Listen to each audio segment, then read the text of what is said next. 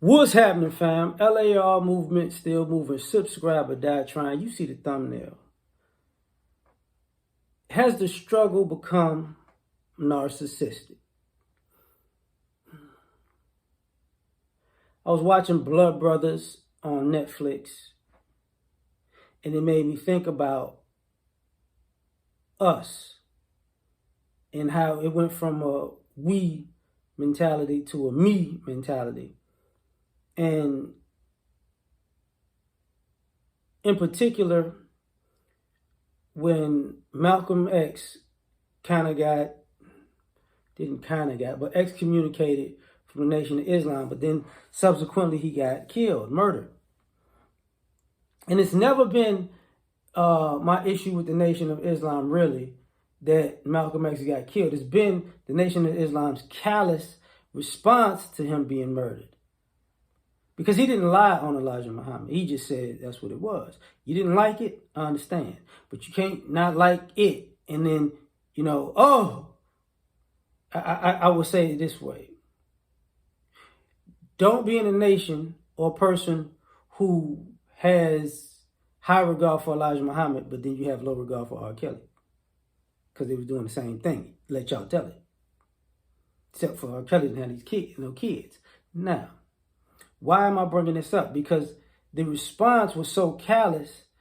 That's what he supposed to get. Whatever. You call this brother so righteous, and then you're so callous about the way he dies. And then using Martin Luther King as a reference. When I did the video about did our ancestors, did they die for this? When they did the Martin Luther King came back in the Boondocks episode, and he saw that everything is about a party. And what I thought about was,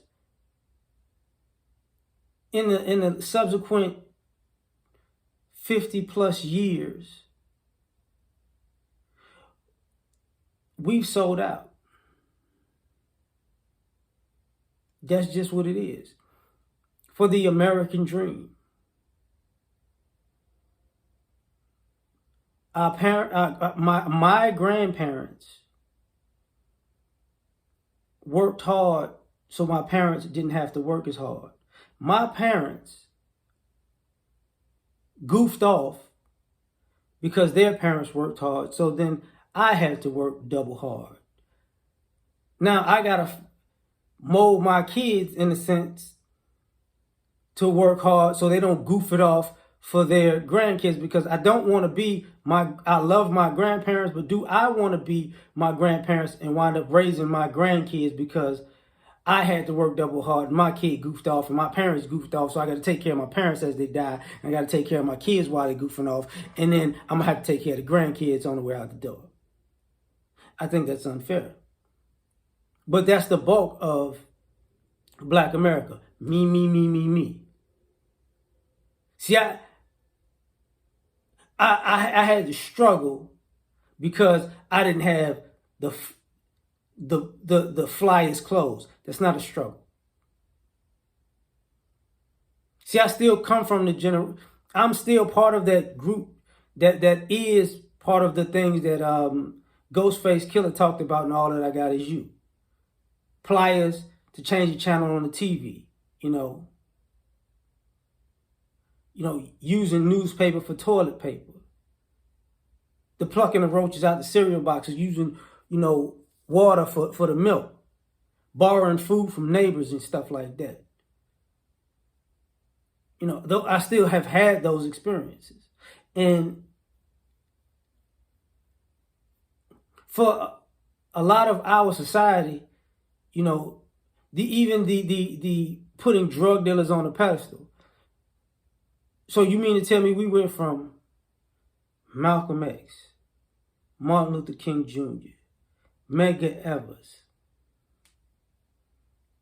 to gangsters and drug dealers? Interesting. The great men, the men in my family who, went off to war to take care of their family and came back messed up and still took care of their family, dealing with what we consider now as post-traumatic stress disorder, PTSD. You see soldiers, offering themselves. But my grandfather and his generation, they just worked through it to take care of families. And all of a sudden, that became a foundation for the feminist struggle. These men were blah, blah, blah, blah, blah. These men were traumatized individuals who went off to war while your grandmother and great grandmother was chilling. They were watching their friends, sometimes their family, get killed in front of them. People blown up, dealing with racism in a whole nother country, at war with another country. Like, they were dealing with stuff. But that didn't matter because everybody needs to have a struggle now. This whole oppression Olympics with these people who have, I don't give, if you're vaccinated or unvaccinated, that's your struggle. You don't have a struggle. Feminism versus the patriarchy, you don't have a struggle. The gay community, you don't have a struggle. The black community that grew up in the suburbs and didn't have a struggle, but what you want to do is act quote unquote black, which means, for you to act like people in poverty as black culture, even if you're not in poverty or you've been away from poverty for decades, or your kids are not in poverty, but you still want to emulate it like you're being a minstrel of what we actually came up in. And sometimes to sell it to the public. That's not a struggle.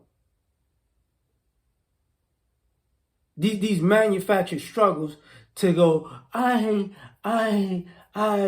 overcame the odds. There were no real odds to overcome.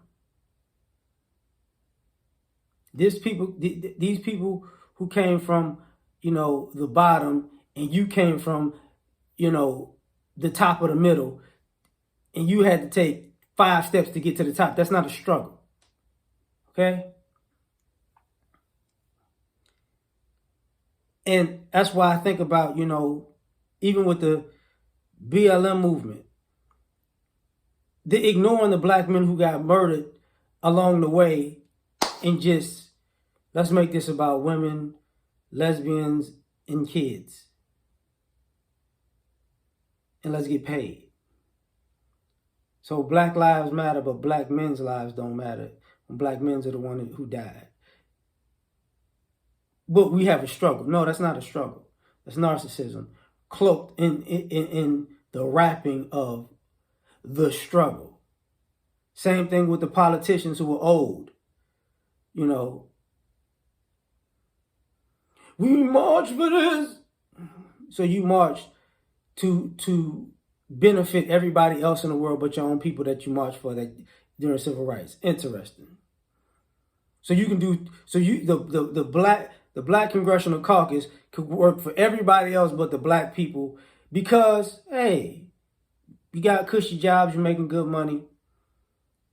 Who cares about black people, even though you're the Black Congressional Caucus, right? There are no kickbacks for that. So I think the struggle is for pay now. But that's just my opinion. Like, share, subscribe, or die. Try and catch you on the next one. Peace.